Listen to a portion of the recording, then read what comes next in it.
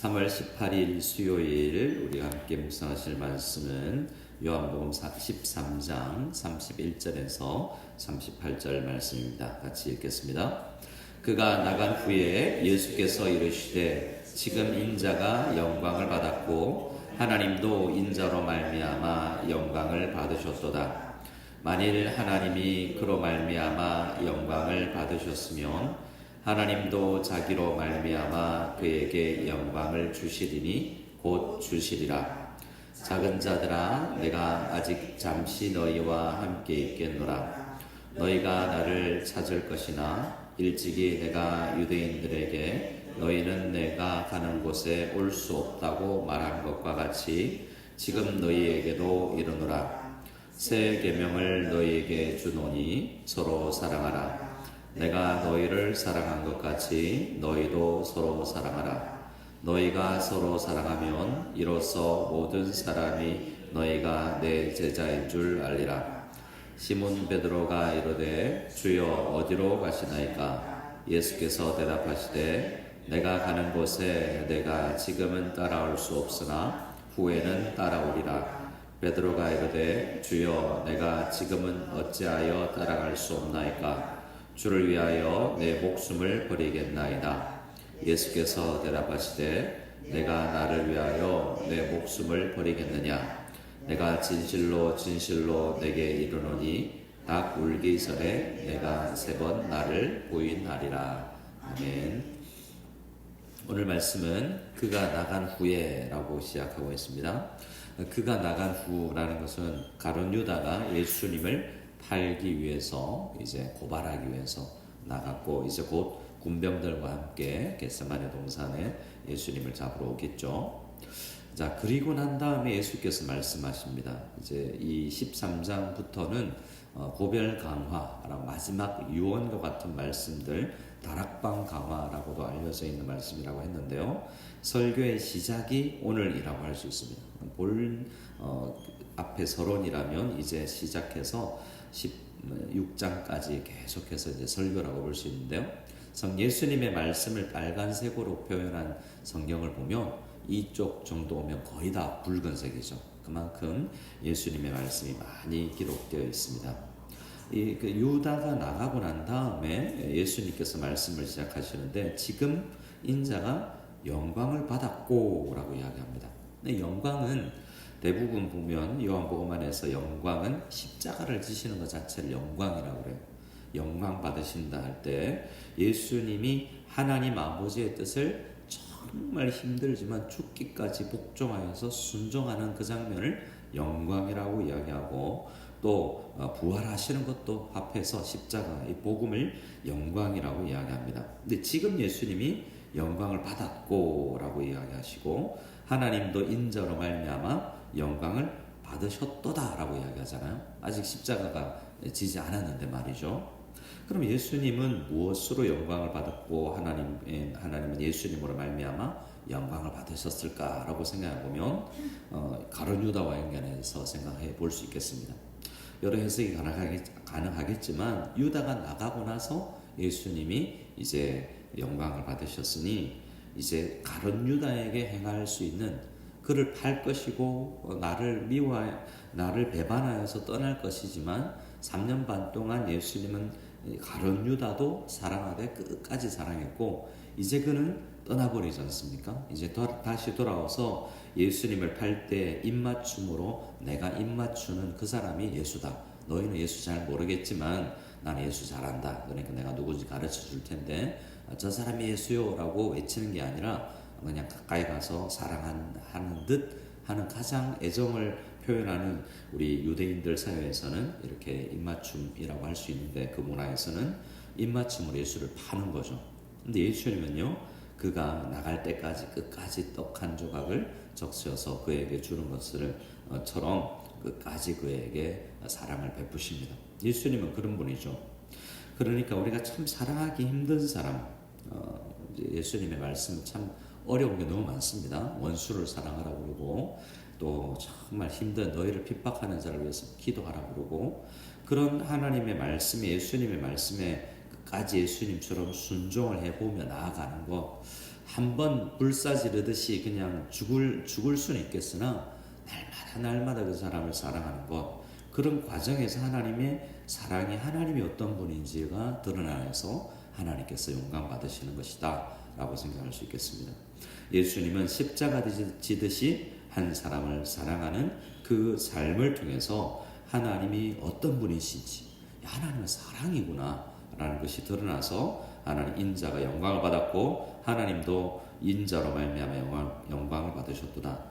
만일 하나님이 그로 말미암아 영광을 받으셨으면 하나님도 자기로 말미암아 그에게 영광을 주시리니 곧 주시리라 라고 우리 그냥 들으면 참 이해하기 힘든 말씀을 하고 있는데, 그 영광은 순종으로 드러나는 하나님이 어떠 하심, 하나님의 성품이 어떠 하심, 그것이 십자가에서 가장 잘 나타났다라고 해서 그것을 영광이라고 할 수 있겠습니다.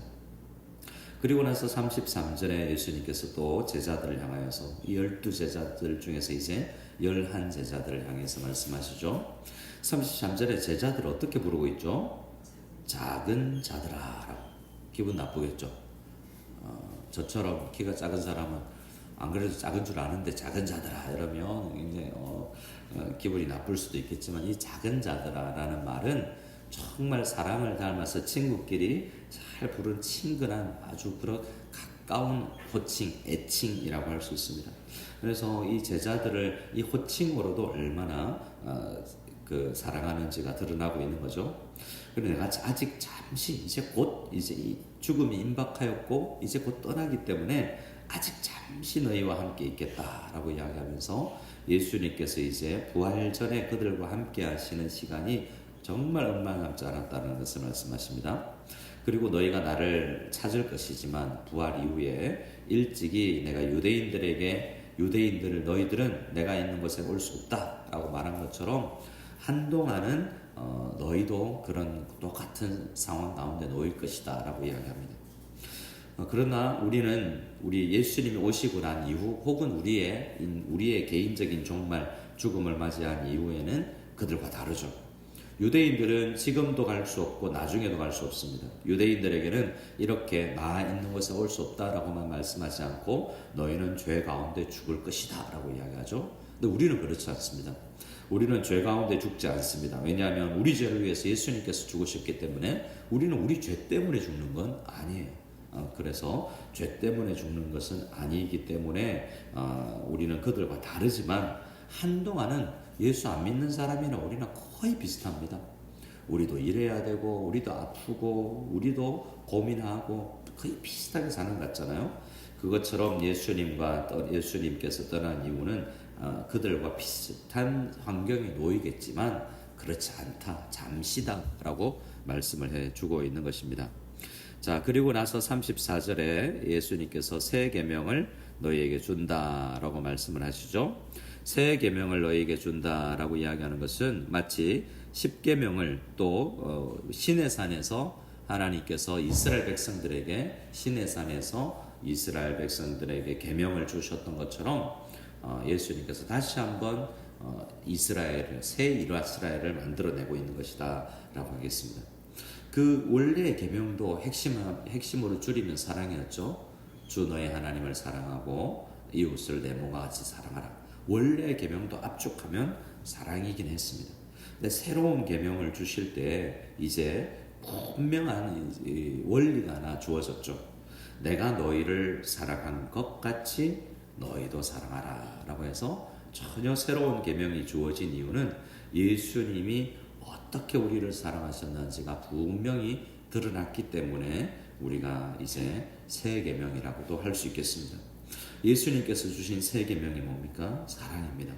우리 34절, 35절 말씀을 같이 한번 더 읽어보겠습니다. 새 계명을 너희에게 주노니 서로 사랑하라. 내가 너희를 사랑한 것 같이 너희도 서로 사랑하라. 너희가 서로 사랑하면 이로써 모든 사람이 너희가 내 제자인 줄 알리라. 내가 너희의 스승이지만 발을 씻겨준 것처럼 이렇게 낮아지고 자기를 희생하고 그런 각오가 드러나는 사랑을 너희도 하기를 원한다라고 말씀하십니다.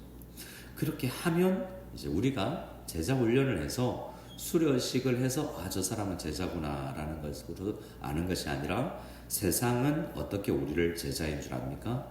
야, 예수님이 저렇게 사셨나 보다. 얼마나 어렵습니까? 우리에게서 예수님의 향기가 난다면 너희가 서로 사랑하면, 자, 이게 큰 목표도 어떻게 보면 아닙니다. 11명이잖아요. 적어도 이 11명끼리 서로 사랑하면 되는 거예요. 한 사람만이 10명을 계속 사랑하는 거 말고, 나도 사랑하고 저도 나를 사랑하는, 서로 사랑하는 것을 통해서 제자인 줄 알게 된다라는 것이죠.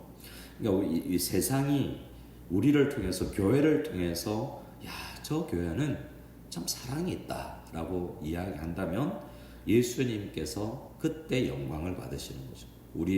우리가 열심히 있는 어떤 다른 것도 좋지만 우리가 다른 사람을 사랑하는 것, 우리가 성경을 사랑하는 거 할 수 있고, 우리가 예배를 사모해서 나올 수 있고, 찬양을 사모해서 열심히 들을 수 있습니다. 그렇죠? 이건 어떻게 보면 얼마나 귀합니까? 성경 일독하고 큐티하고 이런 굉장히 감사하고 귀중한 습관입니다. 근데 그것으로 제자를 인정할 수 있지 않다고 이야기하죠.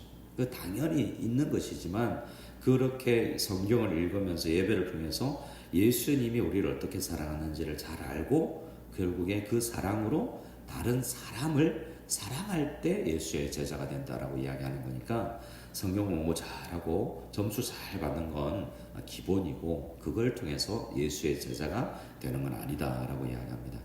자, 여기에 있는 우리끼리 좀 사랑할 수 있는 우리가 다 될 수 있기를 소원합니다. 우리만 사랑하면 될까요? 조금 더 넘어서 우리 가까이 있는 묶어준 그 사람들을 좀 사랑했으면 좋겠습니다. 이런 말씀들을 설교를 쭉 듣다가 시몬 베드로가 이제 개입합니다. 36절에 시몬 베드로가 이제 사랑하란 말씀부터 그건 아마도 잘 하고 있으니까 이렇게 생각할 수 있겠죠. 베드로의 지금 마음을 쭉 잡고 있는 건 내가 가는 곳에 너희가 못 온다 라고 이야기하니까 나는 가고 싶은데 라는 생각을 하는 거죠. 그래서 이렇게 이야기합니다. 시몬 베드로가 이르되 주여 어디로 가시나이까 라고 질문합니다. 많이 들어보셨을 문장인데요. 라틴어로 쿠어바디스라고 하면 주가 아니고 주는 도미네 또 쿠어바디스 이렇게 하면 주님 어디로 가십니까? 라는 라틴어예요.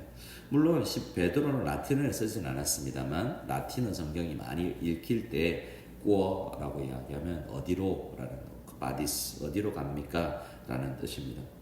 그 폴란드 작가가 쓴 소설도 그렇고 그것이 영화돼서 이제 우리 벤허 안에도 코바디스라는 또 말이 나오기도 하는데요.